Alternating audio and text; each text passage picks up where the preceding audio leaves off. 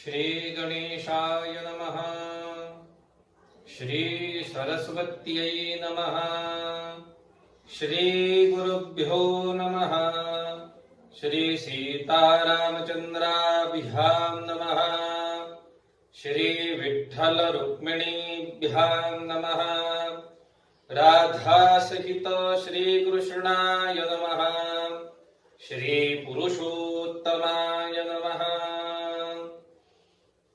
वक्रतुंड महाकाय सूर्यकोटि समप्रभो निर्विघ्नं कुरु मे देव सर्वकार्येषु सर्वदा। गुरुर्ब्रह्मा गुरुर्विष्णु गुरुर्देवो महेश्वरः गुरुः साक्षात् परब्रह्म तस्मै श्री गुरवे नमः। विनायकं गुरुं भानुं ब्रह्मा विष्णु महेश्वरान् सरस्वती प्रणम्यादौ सर्वकार्यार्थसिद्धये। शान्ताकारं भुजगशयनं पद्मनाभं सुरेशं विश्वाधारं गगनसदृशं मेघवर्णं शुभांगं लक्ष्मीकान्तं कमलनयनं योगिभिर्ध्यानगम्यम् वन्दे विष्णुं भवभयहरं सर्वलोकैकनाथम्। कस्तूरी तिलकं ललाटपटले वक्षस्थले कौस्तुभम् नासाग्रे वरमौक्तिकं करतले वेणुकरे कङ्कणम्। सर्वांगे हरिचन्दनं सुललितं कंठे च मुक्तावली। गोपस्त्री परिवेष्टितो विजयते गोपालचूडामणि।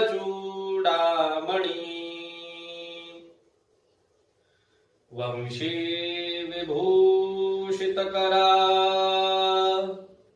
नवनीरदाभा पीताम्बरादरुडबिन्दफलाधरोष्ठा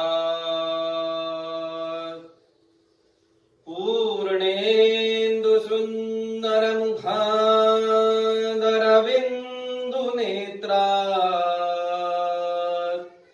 कृष्णात् परं किमपि तत्त्वमहं न जाने। वसुदेवसुतं देवं कंसचाणूरमर्दनं देवकी परमानन्दं कृष्णं वन्दे जगद्गुरुं। मूकं करोति वाचालं पङ्गुं लङ्घयते गिरिं यत्कृपातमहं वन्दे परमानन्दमाधवम्। कृष्णाय वासुदेवाय हरये परमात्मने प्रणतः क्लेशनाशाय गोविन्दाय नमो नमः। श्री पुरुषोत्तमाय नमः। श्री पुरुषोत्तमाय नमः। श्री पुरुषोत्तमाय नमः। नमस्कार मंडळी, काल आपण 28व्या अध्यायाचं पठण केलं होतं आणि या 28व्या अध्यायामध्ये वाल्मिकी ऋषींनी दृढधन्वा राजाला सुमती राजा आणि त्याची पत्नी सुष्ठुमती यांचं आणि अंगिरसा ऋषींचा घडलेला संवाद हा आपण कालच्या अध्यायात बघितला होता. आज एक तिथी चतुर्दशी तिथी क्षय होत त्रयोदशी तिथी क्षय होत असल्याने आपण 2 अध्यायांचं पठण करणार आहोत. मग 29 आणि 30 अशा दोन्ही अध्यायांचं पठण आपण आजच करणार आहोत आणि त्या दोन्ही अध्यायांमध्ये काय कथा आपल्याला श्रवण करायला मिळणार आहे किंवा पठण करायला मिळणार आहे हे देखील आपण आज बघणार आहोत. तर चला मंडळी, आरंभ करूया अधिक मास महात्म्य या महाग्रंथातील अध्याय 29. श्री गणेशाय नमः. पूर्वाध्यायी दृढधन्वनरेश राज्ये स्थापून या पुत्रास स्वपत्नी सह गेला वनास ऐशी कथा जाहली आता पुढील वृत्तांत सांगतो तो ऐका समस्त नारायण मुनी नारदा प्रत प्रेमे कथित साक्षेपे म्हणे गा नारदा ब्रह्मात्मजा मग तो दृढधन्व महाराजा पुढे जाता जाता सहजा गंगा तीरी पावला ते परम पवित्र स्थान पाहून तेथे चिराहिला जाण उभयता त्रिकाळ गंगा स्नान नित्य नेमान करून या स्वधर्म कृत्य सर्व सारूनी रमत असती भगवद्यानी कंदमूळ फळे भक्षुनी उपजीविका चालवित ऐसे लोटता कित्येक दिवस आला श्री पुरुषोत्तम मास जो साक्षात पुरुषोत्तमास प्रिय विशेष असे पै तैत्या माझी यथा विधान चालविले तपोनुष्ठान पुरुषोत्तमासी रात्रं दिन अंतरे स्मरत दोघेहि त्यात तो स्वये राजेश्वर ऊर्ध्व बाहू निराधार एकेची पादांगुष्ठावर सदा उभा राहूनिया दृष्टी लावूनी आकाशात मुखे श्री कृष्ण नाम वदत निराहार ऐसा सतत व्रत करीत साक्षेपे तेव्हा तयाची ती कांता गुणसुंदरी महापतिव्रता पतीच्या सेवे माझी सर्वथा तत्पर असती जाहले ऐसे करिता तपोनुष्ठान अधिक मास झाला संपूर्ण तव तेथे आकाशातून दिव्य विमान पातले नाना रत्नांच्या दिव्य कांती त्याही प्रकाशली वनक्षिती स्वर्ण किंकिणी ऋण झुण वाजती माझी नाचती देवांगना पुण्यशील सुशिला विधान आत असती दोन पुरुष दोन ऐसे ते सुंदर देवयान अकस्मात पातले तया पाहूनी दृढ धनुवराय पत्नी सह झाला साश्चर्य आणि त्या दिव्य पुरुषांचे पाय प्रेमे तत्काळ वंदिले मग त्या सुशील पुण्यशीलांनी ते उभयता राजा राणी सत्कार पूर्वक त्या विमानी स्वहस्ती धरुनी बैसविले तैते विमान आकाश मार्गे उपरी चालले मनोवेगे तो राजा राणीची सर्वांगे परम दिव्य जाहले स्वर्गादि लोका अतिक्रमुनी विमान गेले गोलोका लागुनी पुरुषोत्तमाच्या सन्निधानी राजा राणी पावले ऐसा तो दृढधनुवा भूप अधिक मासी आचरला तप तेणे होऊनी दिव्य स्वरूप गोलोका प्रतपावला आणि तो तप करिता असता तत्पत्नी जी पतिव्रता तिने पतीची सेवा सर्वथा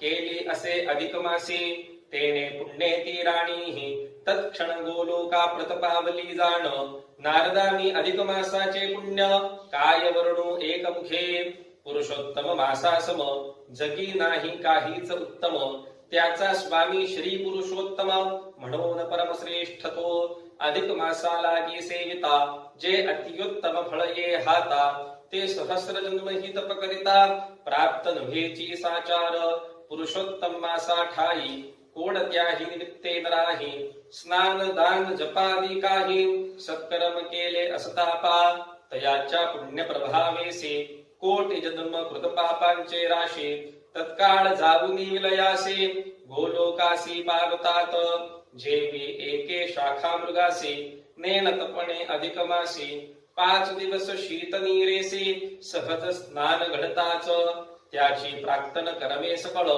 विलय पावनी तत्काळ श्री कृष्णा परितो निर्मळ दिव्य देही जाहला आणि सवेचे विमानी बैसून गोलोका प्रति गेला जाण आधी व्याधी जरा मरण जेथे नसती कदाही तस्मात् सर्व मासाहूनि परम श्रेष्ठ मास पुरुषोत्तम तयान सेवितो नराधम महामूर्ख जाणिजे आणि जे त्या मासा लागुनी स्नान दान जप होमांनी तैसेच नाना व्रत नियमांनी विधिपूर्वक सेवितात ते कृतकृत्य धन्य सकळ तयांचे जन्म होऊनि सफळ इह परलोकी सर्व काळ सुखची अचळ भोगिती ऐसी नारायण ऋषीची वाणी ऐकून चकित नारद मुनी पुनश्च दया हस्त जोडूनी मधुर वाणी विनवित अहो ह्या सकळ विश्वाठाई सर्व अर्थ साधण्याविषयी नृजन्मची उपयोगा येई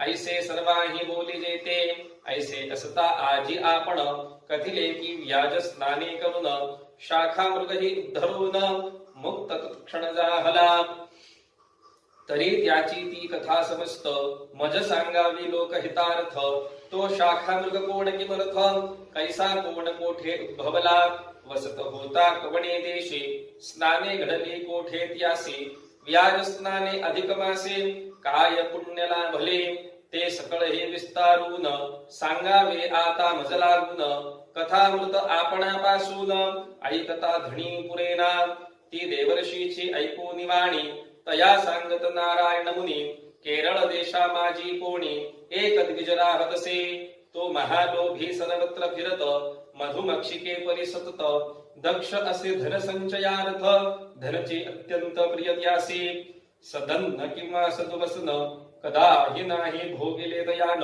श्राद्ध पूजा देवकृत्य सण तेही कदा न करीच कीर्ती साठी हि नाचरे काही पोषीय वर्ग हि न पोषी कदाही अन्याय संचित धन सर्व हे पुरून ठेवी भूमीत यद्यपि जाऊ लागले प्राण तरी नवेची दयातून व्ययाचे नाम काढिता तत्क्षण तयाचे प्राण घुटमळते ऐसा तो कृपण अत्यंत म्हणून त्यासी कदर्य म्हणत तयाचे नाम पितृकल्पित चित्र शर्मा ऐसे असे माघ महिन्यात तिलदान कार्तिक मासी दीपदान वैशाखा माझी धान्यदान स्वर्णदान व्यतिपाते रजतदान वैधृती दिनी सर्वदाने रवी संक्रमणी आणि अन्यही दाने अन्य पर्वी पुण्यकारक आहेत परित्यातून तये कधीही एकही दान केले नाही आणि चंद्र सूर्य ग्रहण समयी जपादी काहीच नाचरिले कैशीही प्रमणी आली तरी सुबये सत्कर्म काही न करी महापापात्मा दुराचारी धनचे अंतरी चिंतित अंगावरी न घे वसन वर्ष शीता तप करी सहन सर्वांग जर जर कृष्णमणीन पाहता मन कंटाळे धन लोभे भूतळी फिरत जो जो भेटे तयासी याचित मुखे दीनवाणी वदत पाणी काढित नेत्रांतूनी रडत रडत वारंवार नगरी हिंडे दारोदार गोदो हन मात्र काळभर कोठेही स्थिर न राहे ज्यांच्या सन्निध जाई ते ते धिक्कारिती सर्वही तेने उद्विग्न होऊन सदाही हिंडत राही सर्वत्र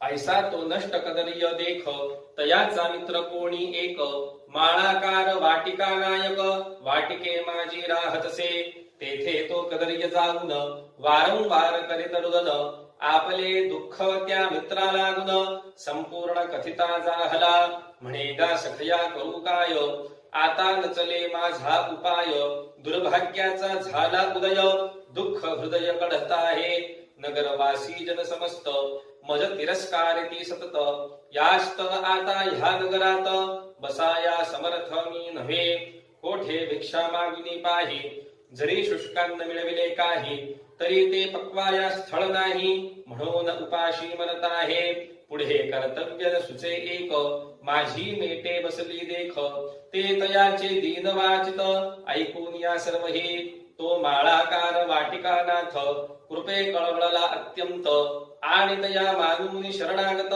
दया करिता जाहला म्हणे कदर्या तू सांप्रत सुखे राहे या वाटिकेत ऐसे मित्राचे ऐकून भाषित कदर्य अत्यंत आनंदला आणि त्याच दिवसापासून तेथे बसता झाला जाण सतत माळ्या निकट राहून आज्ञा पाळित तयाची आणि तो जे जे काम सांगे ते करून दावी वेगे रात्रंदिन झटून स्वांगे वाटिके लागे रक्षित तेने योगे तो माळाकार विश्वासला कदर्यावर बहुतेक सर्व कारभार तया हाती ओपिला आपुलिया हाता खालती तयासी केला वाटिकापती सर्वात्म भावे तयावरती जडली प्रीती अत्यंत जैसा बंधू किंवा तनय तैसाच हा आपला कदर्य ऐसा अंतरी केला निश्चय सर्व संशय सोडिला मग सकळ चिंता टाकून राजगृहा गेला माळी आपण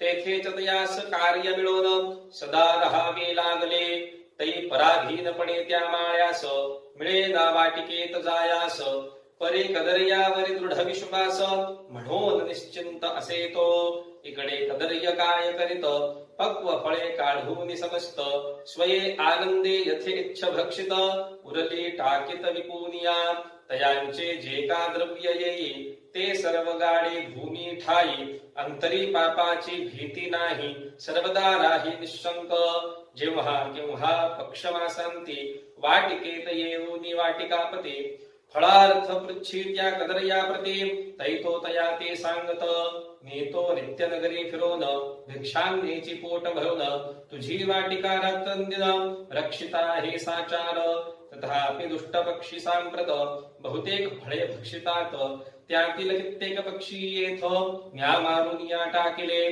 तयांची माणसे आणि पिसारे सर्वत्र पडले हे सारे ऐसे बोलून तेने सुबकरे दाखिले त्वरे उचलून या ते पाहुनी तो वाटिकापती माला काल त्या कदर्यावरती पूर्वीपेक्षेही विश्वासुनी अति निघो निजाता जाहला तै पासुनी तो दुष्ट कदर्य अत्यंतचे होऊन निर्भय पूर्वी होऊनही अधिक चौर्य करू लागला साक्षेपे ऐसा क्रम चालता सतत संवत्सर लोटले बहुत कदर्याचा आयुष्यात सन्निध प्राप्त झाला 87 वर्षे झाली पूर्ण तो कदर्य पावला वर्ण तयाच्या जीवात म्यासी बांधून यमदूत घेऊन चालले वाटिके माझे राहिले प्रेत कोणीच मनुष्य नाही तेथ कोण तयासी अग्नी देत ठाईच कुजले सर्वही असो पापाची दारुण गती भोगिल्या विडन चुकेती ऐसे वेदवेत्ते बोलते त्याची प्रचिती आली दया ते यमधर्माचे दूत क्रूर जीवासी ताडित वारंवार मुद्गरांचा मार कठोर यातना घोर सोसविना तै तो जीवात्मा हा हा करीत कृतकर्मासी आठवित म्हणे हो हे माझे अद्भुत केवढे पहा अज्ञान देवांसी ही दुर्लभ परम जे भरतखंडी नरजन्म ते मज येथे अत्युत्तम प्राप्त झाले असूनिया धनलोभेन्या काय केले सर्व जन्म व्यर्थ दवडिले चिरकालार्जित ते सगळे धनही ठेविले भूमीत आता मी झालो पराधीन काळ पाशी पावलो बंधन मानव जन्माते पाहून काहीच पुण्य नाचरलो कधीच दानन दिले काही अग्नीत हवन केले नाही बैसोनी पुण्यवना ठाई तपही नाही आचरिले मकर मासा माझारी न्हालो नाही गंगा नीरे की अधिक मासांती त्रिदिन तरी नाहीच केले उपवास कार्तिक स्नानही नाही केले शरीरही नाही पोशिले कष्टार्जित द्रव्यही वहिले व्यर्थ घातले भूमीत जीवासी कष्टविले सदाही कधी सुवस्त्र नेसलो नाही नानाविध अन्नी कदाही जठराग्नी नाही शांतविला ज्ञाती बांधव स्वजन भाचे मामे जामात नंदन पिता माता अनुज ब्राह्मण सती पत्नी आणि कन्या या सम्या जन्मात एकदाही मिष्टान्न जेवू घातले नाही मज सम ह्या त्रैलोक्या ठाई महामूर्ख कोण आहे ऐसा कदर्य विलपे बहुत यमदूत तयासी ओढीत नेत वायुवेगे मार्ग क्रमित यमपुरीत पावले आणि जेथे साक्षात सूर्यतनय बैसला होता धर्मराय तया पुढे तो दुष्ट कदर्य पाशबद्ध उभा केला तया पाहून या कृतांत पुसता झाला चित्रगुप्ता प्रत ती कथा रसाळ समस्त पुढच्या प्रसंगी वर्णिजेल श्री अधिक मास महात्म्य सार बृहन्नारदीय पदमाधार सज्जन श्रोते ऐकोत चतुर 39 तमोध्याय गोडः श्रीकृष्णार्पणमस्तु।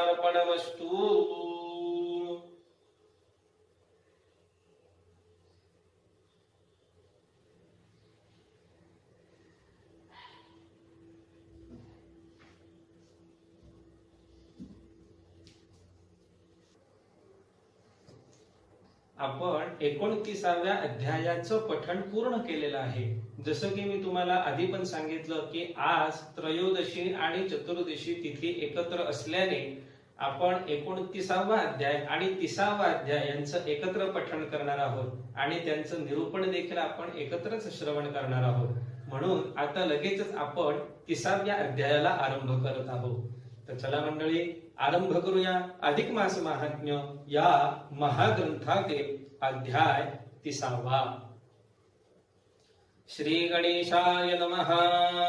यम म्हणे चित्रगुप्ताला गुण, अरे हा आणिला आहे कोण, याचे शुभ विलोपून सांगे संपूर्ण सत्वर.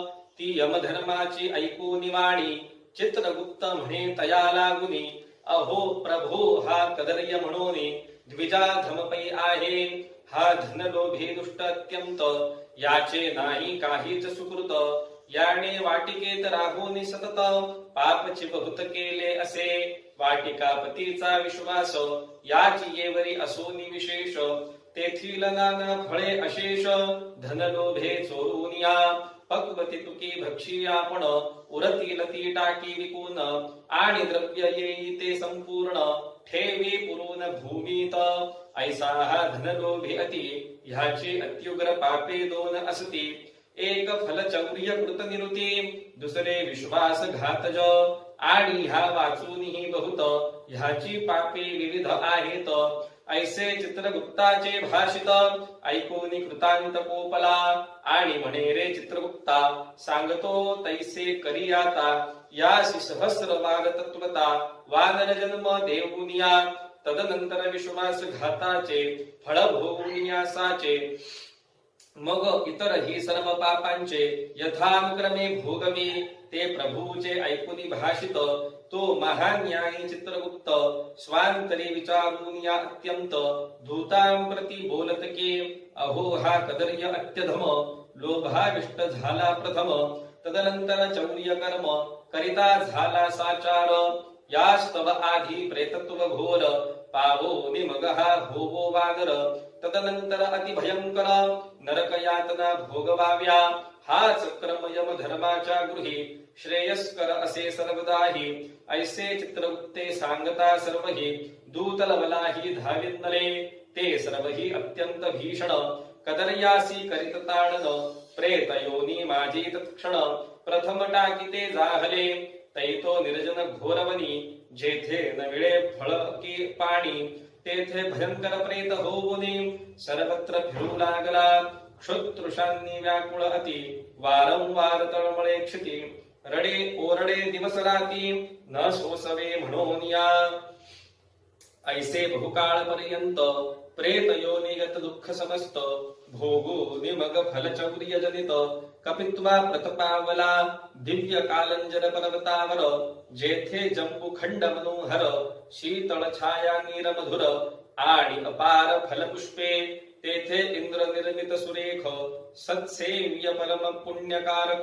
पापनाशक कुंड एक, सरोवरा सम आहे. ते सुरासीही दुर्लभ अत्यंत, तयाचे नाम मृगतीर्थ. तेथे श्राद्ध करिता यथोक्त, पितरमुक्त होताती. दैत्य भये सर्व सुरवर, मृग होऊनी निरंतर.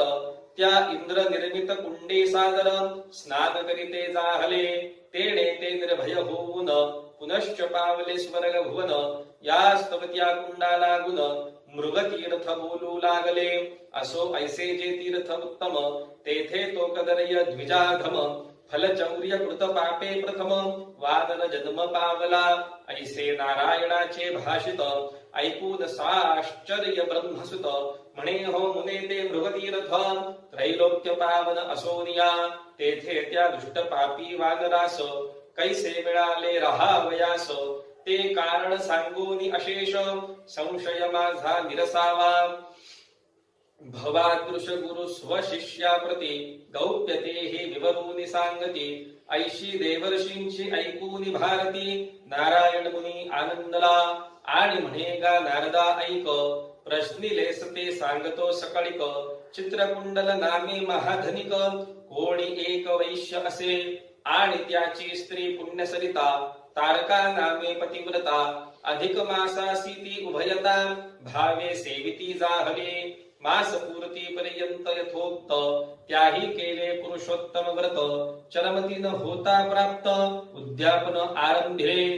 वेदशास्त्र संपन्न ब्राह्मण, सपत्नीक पाचारिले जाण.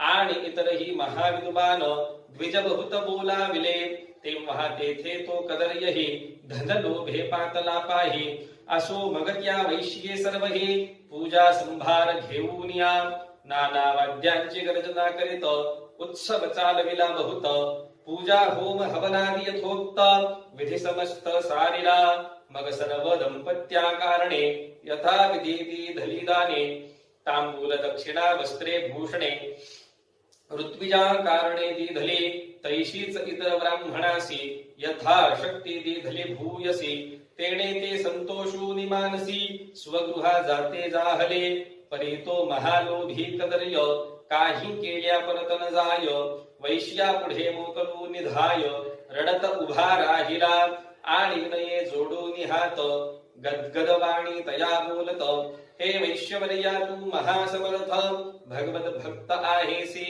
वाहे जैसे पुरुषोत्तम व्रत यथा विधी केले सांप्रत ऐसे जगे आजपर्यंत कोणीच नाही आचरिले आणि तू श्री पुरुषोत्तमास परम भक्तीने सेविलेस तस्मात सर्व प्रकारे विशेष भाग्यवान धन्य आहेसी आणि तव माता पितरेही धन्य होत्री जगा ठाई तुझ ऐसा हा हरिप्रिय जाही उत्तम पुत्र उत्पादिला आणि हा धन्याहूनही विशेष धन्य आहे पुरुषोत्तम मास की जयाच्या सेवे उभयत्र अशेष सुख सर्वांस लाभते वैश्यवर्या त्वत्कृत पूजन पाहून चकित झालो जाण तू आहे महत्कर्माचरण केले यात संशय नसे आजित्वा सर्व ब्राह्मणासी बहुधन दिधले आनंदेसी परिमज भाग्य हीनासी कैसे नाही दिधलेस मी पामर अत्यंत दीन तू बहुधन दाता असून मज न मिळावे तुझ पासून हे तुझ योग्य होईल की ऐसे कदर्ये विनविता क्षण वैश्यतयासी दिदले धन ते तो घेऊन आनंदे करून पुरून ठेविता जाहला असो एवं त्या कदर्ये वहिले पुरुषोत्तमाची पूजा पाहिली आणि त्या मासाची चांगली स्तुती केली धनलोभे त्या पूर्व पुण्यवान रास मृगतीर्थी जाहला वास व्याजे ही भजता पुरुषोत्तमास ऐसे विशेष फळ असे ऐसे नारायणाचे ऐकून वचन नारद पागला समाधान आणि पुनश्च तया लागून हात जोडून प्रश्नित म्हणे हो मुनींद्राजिया ठाई सुफळ युक्त वृक्ष सर्वही निबिड छाया सर्वत्र राही आणि सुशीतळ जळ असे ऐशा त्या रम्य वनी निगुती त्या दुष्ट कपीची भावया स्थिती कारण काय ते मजप्रती सांगे संप्रती मुनींद्रा ते ऐकून म्हणे नारायण नारदा सांगतो ऐके कारण जयाच्या श्रवण मात्रे तत्क्षण सर्व पापक्षय होय पूर्वी श्री रामचंद्राची कांता सीता रावणे सोरून नेता श्री रामचंद्रे झुंजोनी सर्वथा दुष्ट रावण मारिला जय तैत्या युद्धे विभीषणाविण राक्षस उरले नाहीच कोण तैसेची बहुतेक वानरगण पावले धनसाचार आणि रामे रावण मारिला म्हणून विरिंचादी सर्व सुधा पानी अंतरी परमानंद पावनी राम सन्निध पातले आणि म्हणत हे दाशरथे राम त्वा जो मारला राक्षसा धम हे आम्हा सर्व सुरांचे काम अप्रतिम केलेसे म्हणून आम्ही झालो प्रसन्न यथेच्छ मागे वर प्रदान ते सुरांचे ऐकून वचन रघुनंदन बोलत अहो तुम्ही देणार वर तरी जे माझे वीर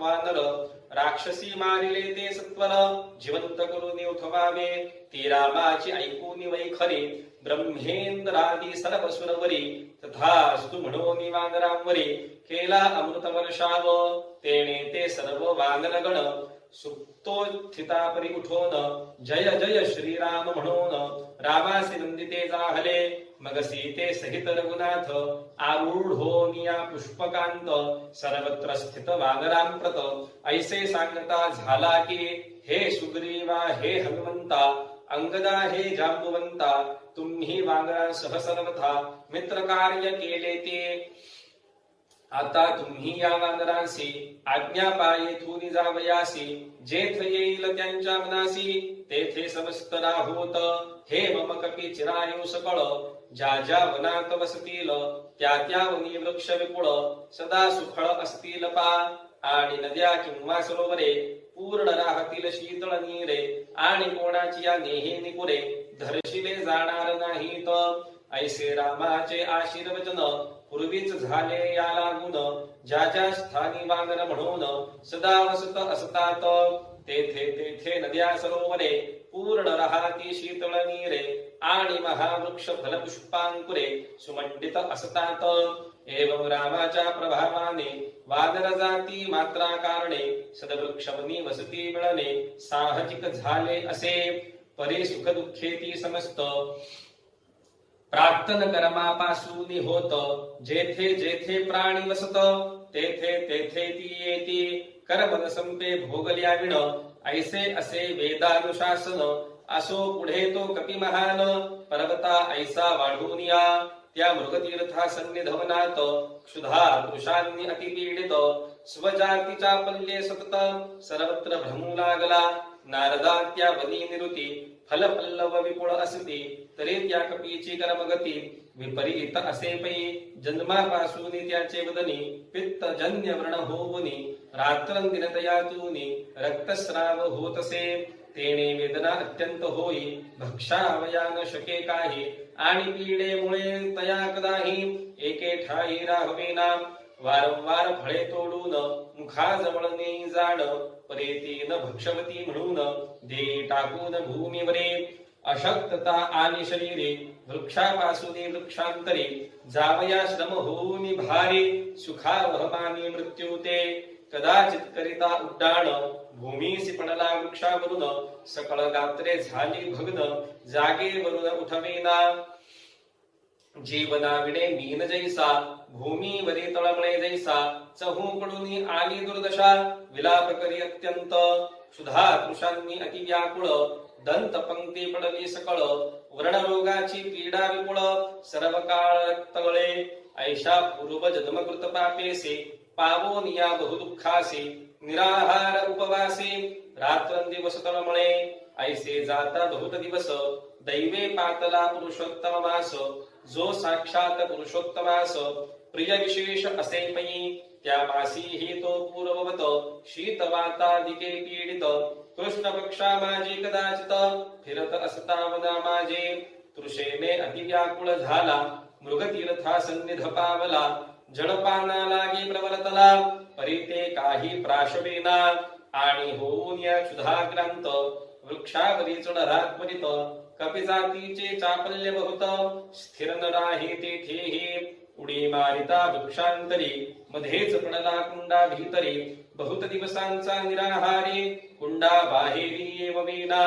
शरीरी उरले नाही बळ पंच प्राण झाले व्याकुळ कुंड प्रांती स्वल्प जळ तेथे तळमळ करीतसे ऐसा तो कपी अधिक मासात दशमी पासून पै सतत पूर्ण 4 दिवस पर्यंत कुंडी लोळत राहिला 5 दिनी 2 प्रहरी मध्यंदिनी येता अंधकारारी त्या मृगतीर्थाच्या पवित्र नीरे पडला प्राण जाऊन या असो ऐसे त्या वानरास अधिक मासांती 5 दिवस सहज स्नान घडता विशेष तत्काळ निर्दोष जाहला आणि कपी देहाते सोडून दिव्य देही झाला तत्क्षण की ज्यावरुनी कोटी मदन ओवाळून टाकावे नवघनकी इंदीवर तैसे सर्वांग श्याम सुंदर कासे झळके पीतांबर मेखला सुंदर त्यावरे रत्न जडित किरीट शिरी करणी कुंडले तळपती साजरी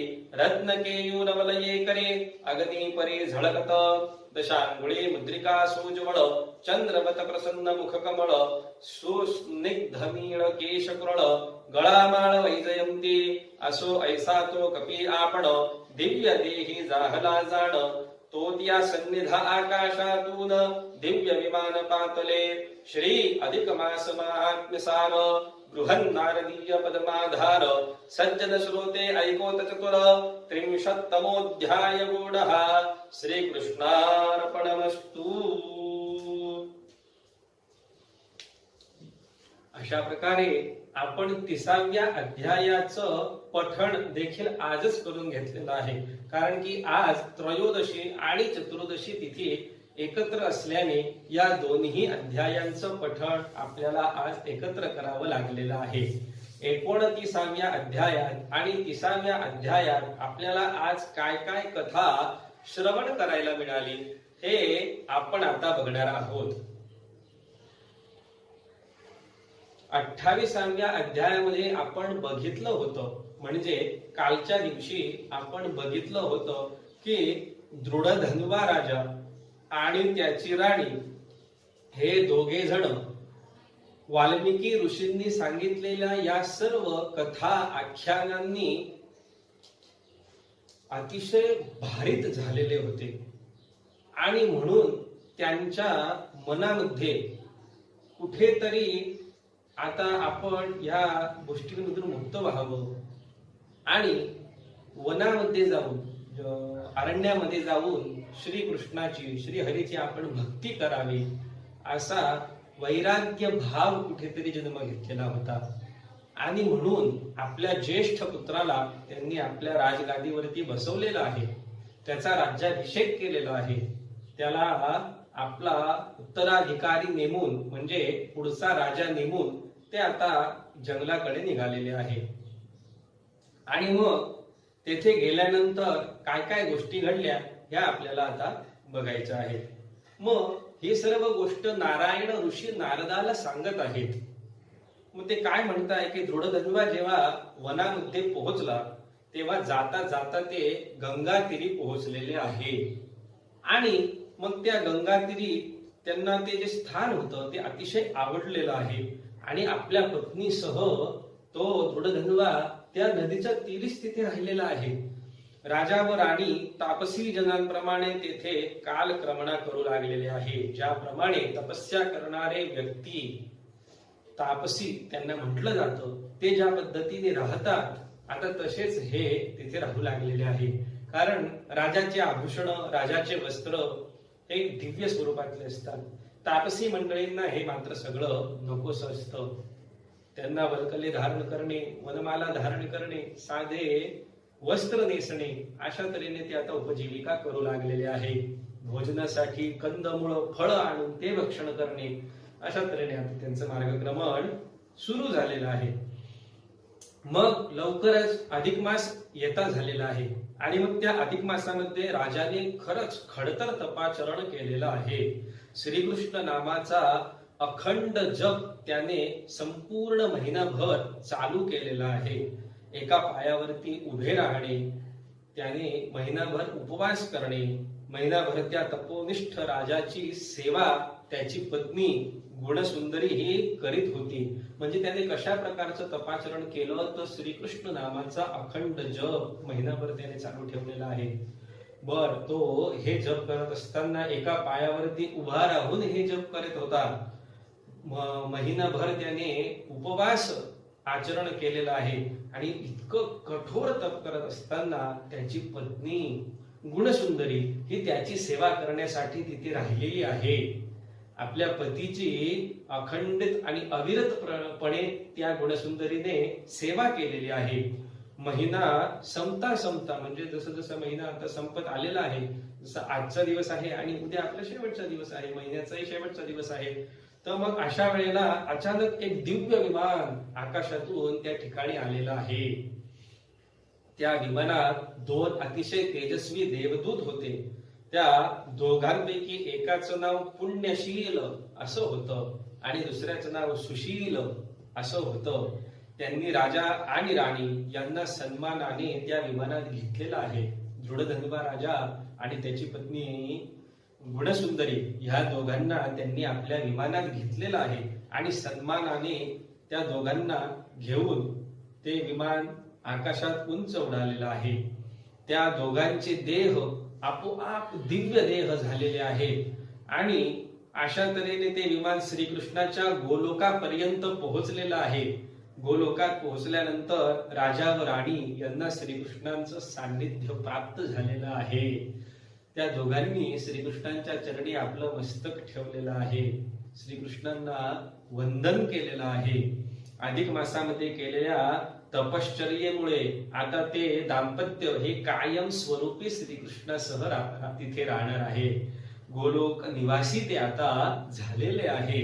आणि आता जर मी तुला म्हणजे अशा तऱ्हेचा कथाभाग हे नारायण ऋषी नारदाला सांगत आहे की कशा तऱ्हेने धृढधनुमा राजा आणि त्याची पत्नी गुणसुंदरी यांना मोक्ष पद प्राप्त झालेलं आहे, पुन्हा जन्म नाहीच, कायमस्वरूपी श्रीकृष्णा सन्निध राहणे.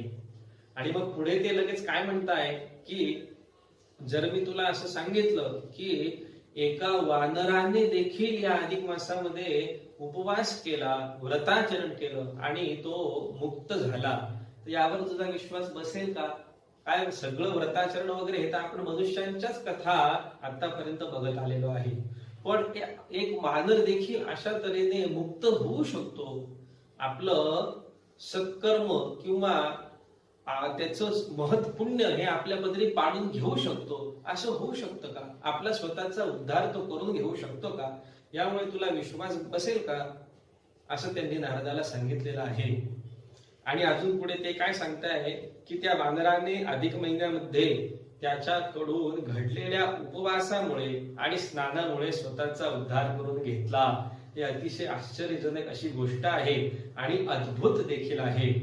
मग नारद काय म्हणताय त्या नारायण ऋषींना की खरंच हे तर अद्भुत आहे आणि आता माझी ऐकायची मात्र इच्छा उत्पन्न झालेली आहे, मला त्याबद्दल आता आश्चर्य वाटू लागलेलं आहे, म्हणून तुम्ही मला कृपया ती कथा सांगाच, असा नारदांनी नारायण ऋषींकडे हट्ट धरलेला आहे. आणि मग नारायण ऋषी आता त्यांना ती कथा सांगू लागलेली आहे. नारायण ऋषी नारदाला म्हणताय की पूर्वी केरळ देशामध्ये एक कदर्य ब्राह्मण राहत असे. आता कदर्य म्हणजे काय? तर अतिशय चिक्कू. चिक्कू म्हणजे काय? तर कद्रू. आणि कद्रू म्हणजे काय? तर कंजूस. अतिशय कंजूस स्वरूपाचा तो ब्राह्मण त्या केरळ देशामध्ये राहत असायचा. सतत धनसंचय करणे, कायम इकडून तिकडून कुठेही जाणे आणि धन गोळा करणे, पैसा खर्च करायचाच नाही असा त्याचा स्वभाव होता. आणि आपल्या घरात जर कोणी पैसा खर्च करण्याचं नाव काढलं तर लगेच याला धडकी भरायची, नाही अरे पैसा कसा खर्च करायचा, अशी त्याची अवस्था होऊन जायची. असा तो कद्रू ब्राह्मण कोणत्याही वस्तूचं दान देखील देत नव्हता. फक्त धनसंचय करणे, होईल तेवढा पैसा फक्त जमा करणे आणि जमा केलेला पैसा हा जमिनीत पुरून ठेवणे, असं त्याचं कार्य चालू असायचं. त्याचं नाव चित्रशर्मा असं होतं. दान करणे पुण्यकारक असते, पण त्याने कधीही कोणतीही वस्तू दान दिलीच नाही. त्याचे चिंतन म्हणजे फक्त एकच, धनसंग्रह करणे. अतिशय इतका तो कंजूस होता, चिक्कू होता की आपल्या अंगाला पुरेसे वस्त्र देखील तो नेसत नसायचा. जिथे आवश्यकता आहे तेवढ्याच भागावरती फक्त वस्त्र नेसायचे. जेथे जाई, जेथे ज्याला कोणाला भेटेल त्याच्याजवळ काय धनच मागत राहायचा. त्याला पाहताच लोक काय करू लागले, आता त्यांच्या सगळ्यांच्या लक्षात आलेलं की हा नुसतं धन मागतो, नुसतं पैसे मागतो आणि अतिशय कंजूस आहे, कद्रू आहे, कसे कपडे नेसतो. त्याला बघून देखील मनातनं चांगला भाव उत्पन्न होत नाही, म्हणून लोक त्याचा धिक्कार करू लागलेले आहे, त्याला दूर ढकलून देत असे. मग अशा तऱ्हेने चालत असताना त्याच्या लक्षात आलं की आता नगरातले काही लोक आपल्याला धन देत नाही, आपला धिक्कार करतात, आपल्याला लांब करतात. म्हणून तो तिथून निघाला आणि त्याच्या जवळ त्याचा एक जो मित्र होता तो माळी होता. त्याच्या मळ्यामध्ये एक चांगली त्याची बाग होती आणि त्या बागेमध्ये मग या चित्रशर्मा म्हणजे तिथे गेला, त्या बागेजवळ गेला आणि आपल्या मित्राला सांगू लागला की अरे आता मला नगरात तर राहायची व्यवस्था नाही, मी काय नगरात राहू शकत नाही, मला कोणी लोक धन देत नाही, काय माझा धिक्कार करता, मला दूर दूर करता, तर मी इथे तुझ्या बागेमध्ये राहू का, असं त्याने त्याला विचारलेलं होतं. आणि आपली स्थिती अत्यंत वाईट आहे, राहायला देखील जागा नाही, अशा तऱ्हेने तो त्याला सांगू लागलेला आहे.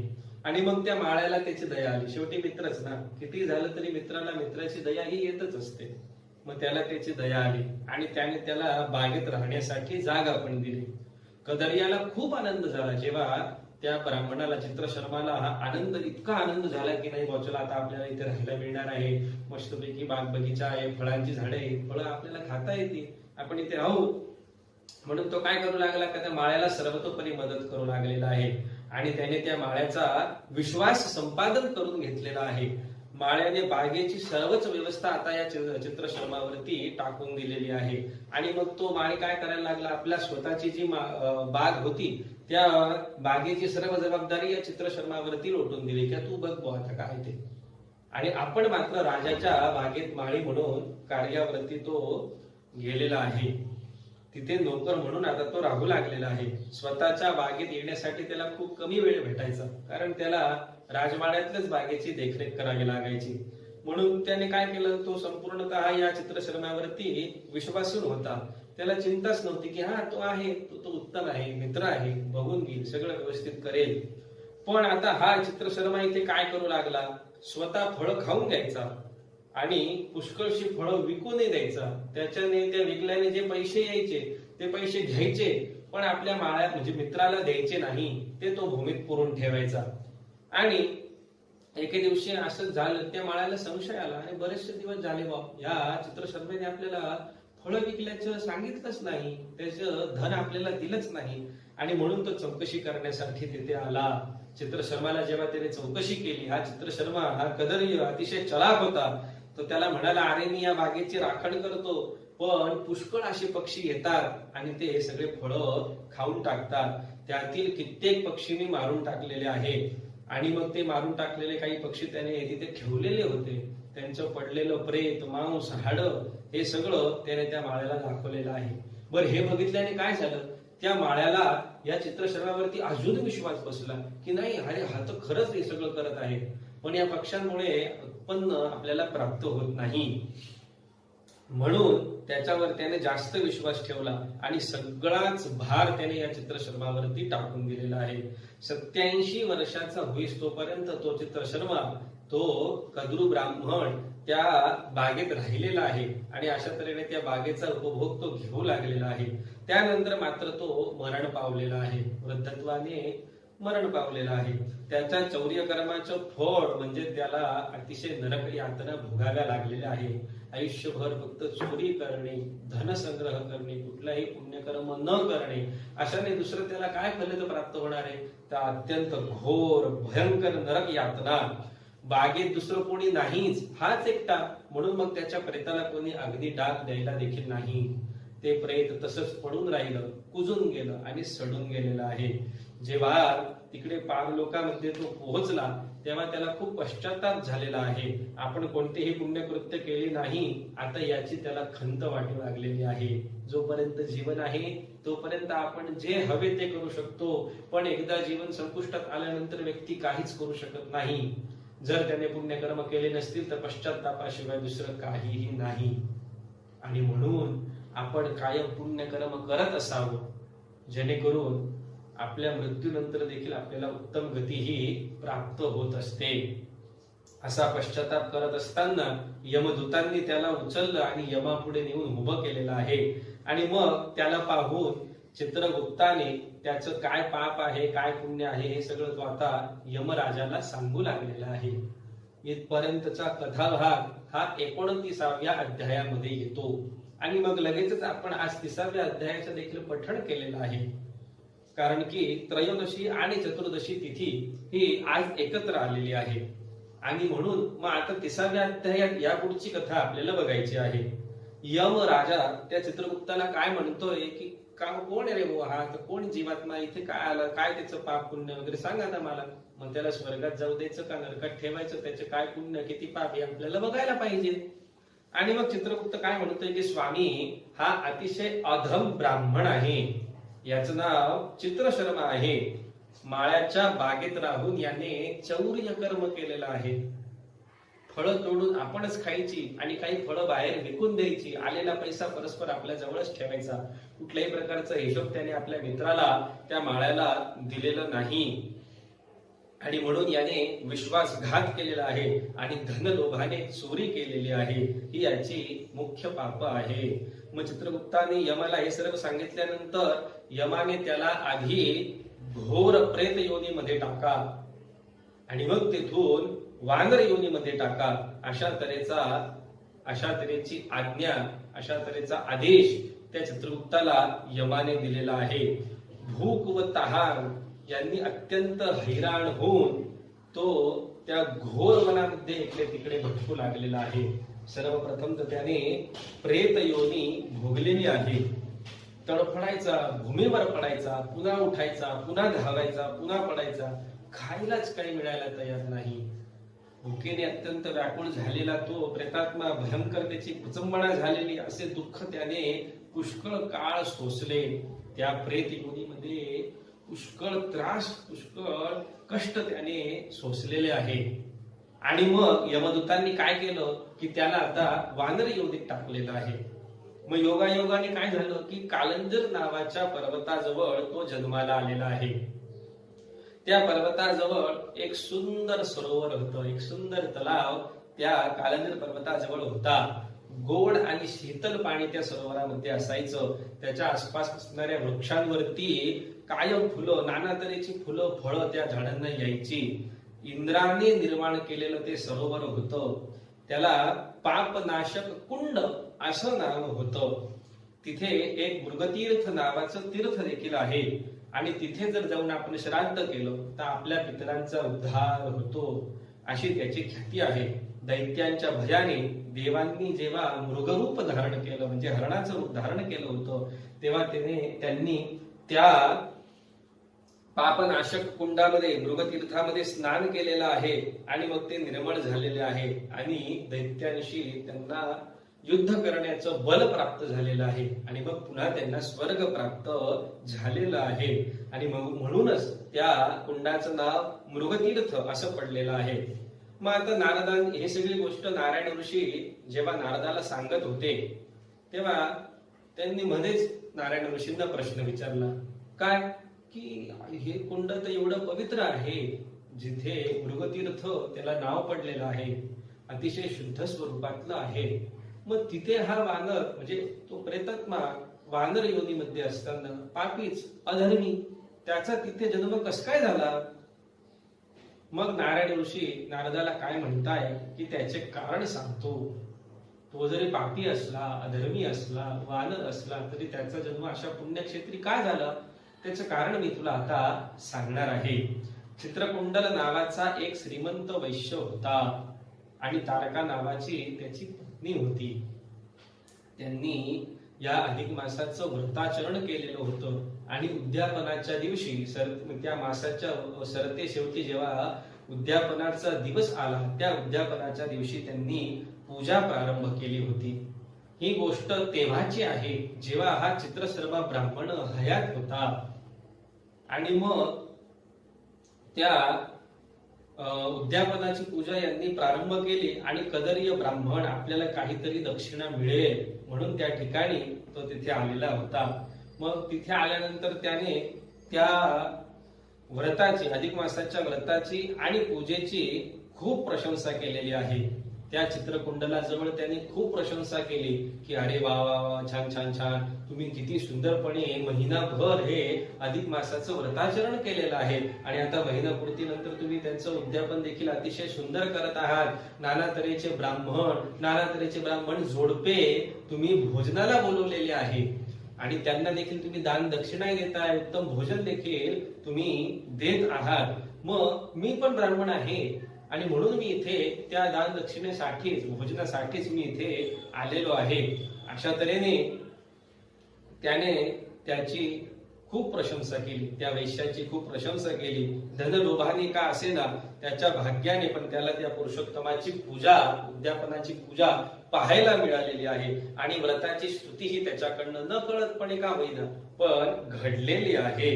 त्या वैश्याने इतर ब्राह्मणांना दक्षिणा दिली, पण या कदरियाला काही दिली नव्हती. कारण की आपण कायम काय सांगतो, सत्पात्र व्यक्तीला दान देणे. अपात्र व्यक्तीला जर दान दिलं तर घेणारा आणि देणारा दोघांनाही नरक यातना भोगाव्याच लागतात, पण तरी पापच पडणार आहे. म्हणून कायम सत्पात्र व्यक्तीला आपण दान दिलं पाहिजे. त्या चित्रकुंडलाची, त्याच्या व्रताची या कदरीय ब्राह्मणाने पुन्हा पुन्हा प्रशंसा केली, पुन्हा पुन्हा व्रताची स्तुती केलेली आहे. आणि म्हणून त्याने हे जे पुण्यकर्म त्याच्या हातून न कळतपणे का होईना घडलं, त्याचंच फळ म्हणून या वानर योनीमध्ये त्याला मृगतीर्थाजवळ राहायला मिळालेलं आहे. न कळत का होईना, पण अधिक मासाच्या व्रताची त्याने स्तुती केली. त्या मोठ्या स्तुतीच्या पुण्याने त्याला इथे राहायला मिळालेलं आहे. मग नारद पुन्हा नारायण ऋषींना काय विचारतात की त्याचे पाप एवढी मोठी असूनही त्याला फळं आणि गोड पाणी आहे अशा ठिकाणी जन्म का मिळाला? कारण प्रेतात्मा जेव्हा तो होता, प्रेत योनीत जेव्हा तो होता, तेव्हा कुठल्याही प्रकारची खायची गोष्ट त्याला मिळतच नव्हती. भुकेने अतिशय व्याकुळ झालेला होता. पण आता वानर योनीमध्ये त्याला फळे मिळाली आणि गोड सुंदर छान पाणी देखील मिळालं. हे कशाने? मग नारायण ऋषी काय म्हणताय की त्या संदर्भात पण एक इतिहास आहे, त्याची पण एक कथा आहे, ती मी तुला सांगतो. राम रावणाचं जेव्हा युद्ध झालं, रावणाने सीतामाईंना अपहरण करून आपल्या लंकेत घेऊन गेले आणि मग राम, लक्ष्मण, हनुमान इत्यादी वानरांसह त्यांनी लंकेवरती युद्ध केलेलं होतं आणि रावण आणि राम यांच्यात युद्ध झालेलं होतं. मग ते युद्धामध्ये रावणाचा वध जेव्हा झाला तेव्हा राक्षसांचाही भरपूर प्रमाणात संहार झाला आणि त्या राक्षसांसोबत अनेक लक्षावधी वानर देखील मृत्युमुखी पडलेले होते. रावण वध करून जेव्हा रामाने देवतांना त्या रावणाच्या बंदीतून सोडवलं, म्हणून सर्व देवांनी रामाची खूप प्रशंसा केली, खूप स्तुती त्यांनी श्रीरामांची केलेली आहे. मग त्यावेळी रामाने इंद्राला काय म्हटलंय की जे वानर या युद्धामध्ये मरण पावले आहे, तुम्ही त्यांच्यावरती अमृत सिंचन करा. त्यांनी मला सहायता केलेली आहे आणि म्हणून माझी इच्छा अशी आहे की त्या वानरांवरती तुम्ही अमृत सिंचन करा, जेणेकरून ते पुन्हा जिवंत होतील. आणि म्हणून इंद्राने श्रीरामांच्या वचनाचा आदर राखून त्या वानरांवरती अमृत सिंचन केलेलं आहे आणि म्हणून ते वानर पुन्हा जिवंत झालेले आहे. मग रामाने सुग्रीवादिकांना आणि वानरांना त्यावेळेस असा वर दिला होता का या पृथ्वीवरती जिथे तुम्हाला राहायची इच्छा असेल त्या ठिकाणी तुम्ही राहा, निसंकोचपणे तुम्ही तिथे राहा. तुम्ही तिथे राहिल्यानंतर तुम्हाला कधीही भुकेची बाधा होऊ नये, तहानेचा त्रास होऊ नये, म्हणून तेथे विपुल वृक्ष, फळ आणि शीतळ गोड निर्मळ पाणी काय उपलब्ध असेल. असा रामाने ह्या वानरांना आशीर्वाद दिलेला आहे. आणि म्हणून याच वरदानामुळे, रामाच्या याच वरदानामुळे तो वानर म्हणून जेव्हा त्या कदर्याचा जन्म झाला तेव्हा तो त्या रमणीय पर्वतावर त्या सरोवराजवळ राहायला आलेला आहे.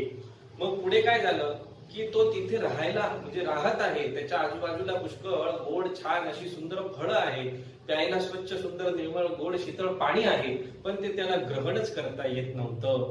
कारण पित्ताच्या त्रासामुळे त्याच्या तोंडात फोड झालेले होते. मग हे कसलं फळ आहे? मागच्या जन्मी आपण केलेल्या सर्व पापाचर्याचं, चौर्य कर्माचं, धनसंचयाचं, विश्वासघाताचं हे फळ आहे. जवळ सगळं आहे पण खाताच येत नाही. का? तर तोंडात पित्ताचे फोड आलेले आहे. आणि मग ते फोड जेव्हा फुटायचे तेव्हा तोंडातून कायम रक्तस्राव चाललेला आहे, अशी त्याची दयनीय अवस्था होती. फळ असून देखील त्याला खाता येत नव्हतं आणि म्हणून मग तो काय झाला तर अशक्त झालेला आहे. वानरांचा स्वभाव कसा असतो? इकडून तिकडे उड्या मारणे. आता तिथे झाडं होती, मग ह्या झाडावरून त्या झाडावरती जाण्यासाठी ते काय इकडनं उतरले तिकडे जाऊन चढले असं नाही. शेवटी ते वानरच, माकडच इथून तिकडे उड्या मारायची. आणि असंच तो उड्या मारताना अशक्त झालेला होता, कारण फळच खाता येईना, पाणीच पिता येईना.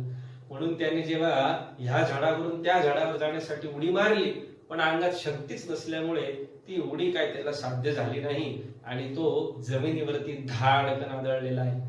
जसा आदळला सगळे शरीरातले हाड वगैरे सगळे मोडलेले आहे, तुटून गेलेले, सगळे गात्र मोकळे मोकळे झालेले आहे.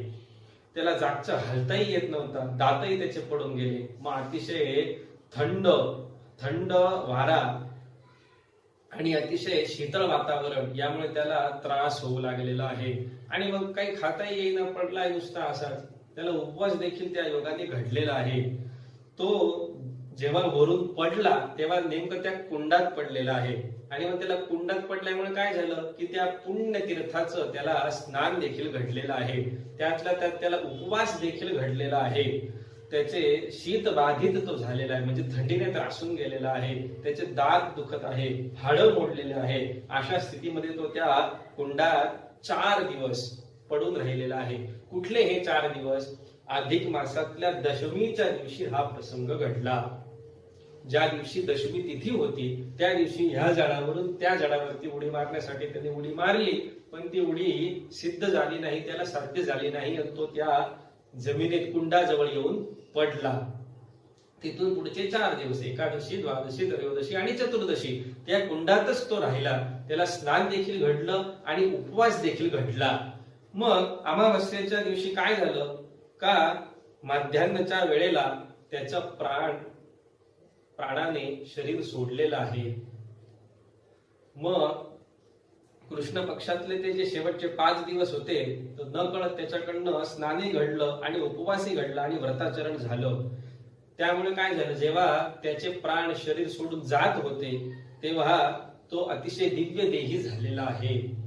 आणि ह्या दिव्य देही झाल्यामुळे तेवढ्यात तिथे एक सुंदर विमान गोलोकातून आलेला आहे आणि अनेक अलंकार, दिव्य अनेक प्रकारचे असे दिव्य अलंकार त्या देवदूतांनी ह्या वानराला जेव्हा सुंदर दिव्य देह प्राप्त झाला तेव्हा त्याच्या शरीरावरती त्यांनी दिव्य अलंकार घातलेले आहे. आणि असा तो दिव्य देहधारी वानर, तो चित्रशर्मा ब्राह्मण आता दिव्य देही झालेला आहे आणि त्या विमानात आरूढ होऊन तो आता स्वर्गाकडे, गोलोकाकडे, श्रीकृष्णाच्या नगरीकडे जायला सिद्ध झालेला आहे. अशा तऱ्हेचा कथाभाग आपल्याला या 30व्या अध्यायामध्ये आज ऐकायला मिळालेला आहे, श्रवण करायला मिळालेला आहे. आपण अशा प्रकारे 29व्या अध्यायाचं आणि 30व्या अध्यायाचं पठण केलेलं आहे. त्यातल्या कथा आपण श्रवण केलेल्या आहे. या दोन्ही अध्यायांचं निरूपण आपण ऐकलेलं आहे. उद्याचं दान विशेष काय आणि व्रत विशेष काय आता हे आपल्याला जाणून घ्यायची वेळ आलेली आहे. तर उद्या दामोदर आणि जनार्दन नावाच्या अशा देवता आहेत. त्यानंतर उद्याचं दान काय आहे? उद्याचं दान विशेष मालपुआ माहिती ना आपल्या, मालपुआ त्याला घेवर देखील म्हणतात, काही वेळेला त्याला गुलगुले देखील म्हणतात. विविध प्रांतांमध्ये याला विविध प्रकारची नावं आहेत, त्या तयार करण्याच्या विविध पद्धती आहेत, आपण सर्व जाणतातच. तर त्या मालपुआचं म्हणा, घेवराचं म्हणा, त्या गुलगुल्याचं म्हणा, उद्या आपल्याला दान करायचं आहे. मग व्रत विशेष काय आहे? तर ह्या संपूर्ण महिनाभर आपण परद्रोह करायचा नाही, समोरच्या व्यक्ती आपल्यामुळे दुखावे अशी कृतीच करायची नाही, परनिंदा करायची नाही, हिंसा करायची नाही, भक्षण करायचं नाही, क्रोध करायचा नाही, कपट तर मुळीच करायचं नाही आणि अपशब्द देखील आपण बोलायचं नाही. अशा तऱ्हेचं व्रताचरण आपल्याला महिनाभर करायचं आहे. परद्रोह, परनिंदा अजिबात नाही, दुसऱ्याची निंदा करायचीच नाही. हो, सगळ्यांचा मान सन्मान आपण आपल्या बाजूने ठेवलाच पाहिजे. हिंसा करायची नाही, कुठल्याही प्रकारची हिंसा आता आपल्या हातून घडायला नको. जे अभक्ष आहे, खाण्यास योग्य नाही, ते आपण भक्षण करायचं नाही, क्रोध करायचा नाही, त्यानंतर कोणाशीच कपट करायचं नाही आणि अपशब्द देखील कोणाला बोलायचं नाही. अशा तऱ्हेचं एक उत्तम व्रत आपण महिनाभर करू शकतो. अशा प्रकारे आपण उद्याचं व्रत विशेष आणि दान विशेष, दान विशेष काय तर मालपुआ, मग त्या मालपुआला घेवर म्हणा, गुलगुले म्हणा, हे आपण उद्या दान करायचं आहे. उद्या आपण करत असलेल्या या अधिक मास महात्म्य महाग्रंथाच्या पारायणातील शेवटच्या अध्यायाचं पठण व्हायचं आहे. उद्या आपण या पारायणाची सांगता करणार आहोत, समारोप करणार आहोत. आपण महिनाभरापासून माझ्यासोबत हे पारायण पूर्ण केलेलं आहे किंवा उद्या आपलं ते पारायण आपण पूर्ण करणार आहोत. त्यामुळे उद्याचा दिवस हा आपल्यासाठी अतिशय महत्वाचा आहे. तेव्हा उद्या आपण नक्की भेटूया. तोपर्यंत आपली आज्ञा घेतो. सर्वांना नमस्कार. जय श्री कृष्ण. मी सौ संगीता कलंत्री, नाशिक माहेश्वरी बालाजी महिला मंडळाची अध्यक्षा. करोनाच्या महामारीत लॉकडाऊनच्या परिस्थितीत अधिक मास महात्म्य पोथी ठेवण्याची संकल्पना आमच्या मंडळाची सल्लागार सौ उज्ज्वलाजी मुंदडा यांनी दिली. यांना जितके धन्यवाद द्यावे तितके कमीच. उज्ज्वलाजीनेच आपले अधिक मासाचे कथावाचक गुरुजी श्रीमान सौरभजी जोशी, नाशिक निवासी, यांना उपलब्ध करून दिले. इतक्या सुंदर रित्या गुरुजींनी संपूर्ण अधिक मासाचे महात्म्य सांगितले. आपण सर्वांनी ते ऐकलेच. अशा आमच्या मंडळाला उपलब्ध झालेले श्रीमंत सौरभजी जोशी गुरुजी यांचे मी मंडळाच्या वतीने मनपूर्वक धन्यवाद करते. त्यांचे खूप खूप आभार मानते. तसेच आमच्या मंडळाच्या यूट्यूब चॅनलवर कथा ऐकणाऱ्या माझ्या संपूर्ण समाज भगिनींनाही मी मनपूर्वक धन्यवाद देते. आपण सर्वांनी आमच्या मंडळाच्या चॅनलला लाईक करून सबस्क्राईब केले आणि उत्साहाने आनंदाने अधिक मासाचे महात्म्य ग्रहण केले. यापुढे नेहमीच मंडळाला असाच साथ देत राहाल असा विश्वास करते. मंडळाच्या चॅनलवर सबस्क्राईब करून समाजाला आपण सर्वांनी सहयोग केला असाच सहयोग नेहमी ठेवाल हीच आशा. धन्यवाद. जय श्री कृष्ण.